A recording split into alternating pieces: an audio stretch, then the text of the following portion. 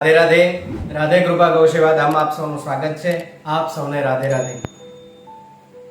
એક માણસ હતો, ખૂબ રૂપિયો એની પાસે, ખૂબ ધન, ખૂબ વૈભવ, ખૂબ પરિવારની અંદર સુખ, શાંતિ અને સમૃદ્ધિ. તે છતાં એ માણસના શરીરમાં એક એવો રોગ હતો જે ક્યારે મટતો નહોતો.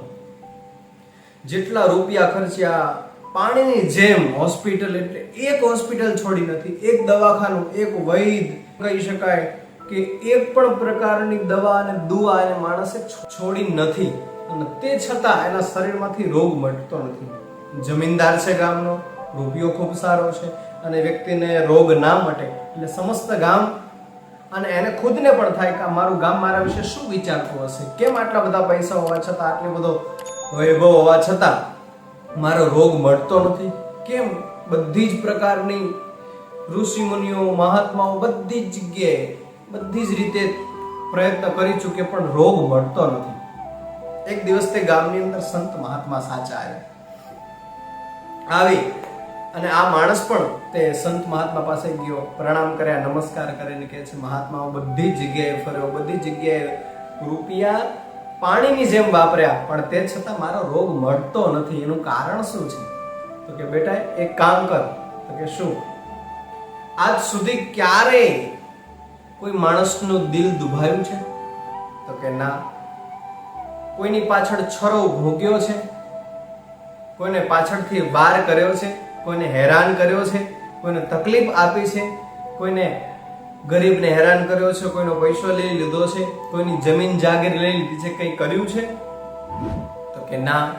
હજી બેટા એકવાર વિચાર, શાંતિથી બેઠા બેઠા વિચાર, કોઈનું કંઈ પડાવી લીધું છે? થોડી વાર માણસ સ્તબ્ધ થઈ ગયો, ચૂપ થઈ ગયો. તો કે હા, મારી એક ભૂલ થઈ છે. તો કે શું? મારા ભાઈની પત્ની જે છે એની જે જમીન એના નામની થયેલી જમીન હતી, એ જમીન મારી પાસે છે અત્યારે, અને એમાંથી હું કંઈ આપતો નથી. મને એ બીક હતી કે એના ભાઈને જમીન આપી દેશે, અને મારા પરિવારનો વિચાર છે નહીં, એટલે મેં જમીન એને આપી નથી. એ માંગવા માટે ઘણીવાર પ્રયત્ન કર્યા, પણ મેં આને આપી નથી. તો કે ચોક્કસ એ સ્ત્રી રોદન કરતી હશે, દુખી હશે એ સ્ત્રી. માટે આજથી શરૂ કર.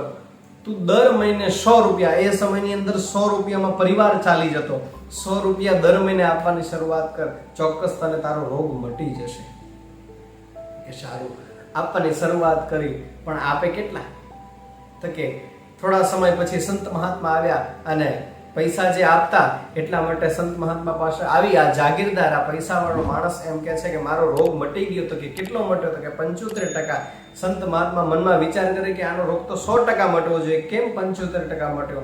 તો કે તું એ તારા ભાભીને કેટલા રૂપિયા આપે છે, એ સ્ત્રીને કેટલા પૈસા આપે છે? તો કે 75 રૂપિયા. તો કે બસ એટલે જ તારો રોગ 75% મટ્યો છે. તું 100 રૂપિયા આપવાની શરૂઆત કર, તારો મૂળમાંથી રોગ મટી જશે. એ સ્ત્રીને જે કંઈ એનું લઈ લીધું છે, જે કંઈ જમીન જાગીર છે, બધું એને પાછું આપી દે, ચોક્કસ તારા નખમાંથી રોગ મટી જશે. સાહેબ, કહેવાનો અર્થ એ છે કે જીવનમાં જે કરીએ ને એ ચોક્કસનું ફળ, પરિણામ મળે છે. પછી સારું કરો કે ખરાબ કરો, કોઈનું લઈ લો, પડાવી લો, રાજી ખુશીથી કોઈને આપો, ઉદારતા દેખાડો અથવા લઈ લો, બધી જ વસ્તુ કરીએ ને તો જીવનમાં બધા જ પ્રકારના ફળ ચોક્કસ મળે ને મળે, આજ ને તો કાલે. જીવનમાં જે કંઈ કરીએ, સારું કરીએ કે ખરાબ કરીએ, એનું પરિણામ ચોક્કસ મારે ભોગવવાનું છે, વાત પાકી છે. કોઈનું સારું કર્યું હશે તો ઈશ્વર એનું પરિણામ સારું જ આપશે, એનું કોઈ દિવસ ખરાબ પરિણામ નહીં આપે. અને ખરાબ કર્યું હશે ચોક્કસ એનું પરિણામ ક્યારેય સારું નહીં મળે, ખરાબ જ ફળ મળશે.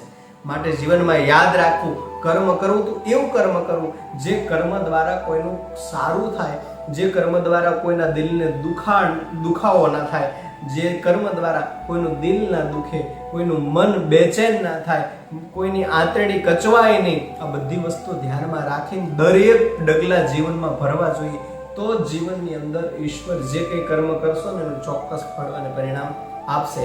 આપ સૌને આ પ્રસંગ કેવો લાગ્યો જરૂરથી જણાવજો, અને રાધે કૃપા ગૌ સેવા ધામ આ ચેનલ સબસ્ક્રાઇબ કરજો, લાઈક કરજો, શેર કરજો અને કોમેન્ટ કરજો. આપ સૌને રાધે રાધે.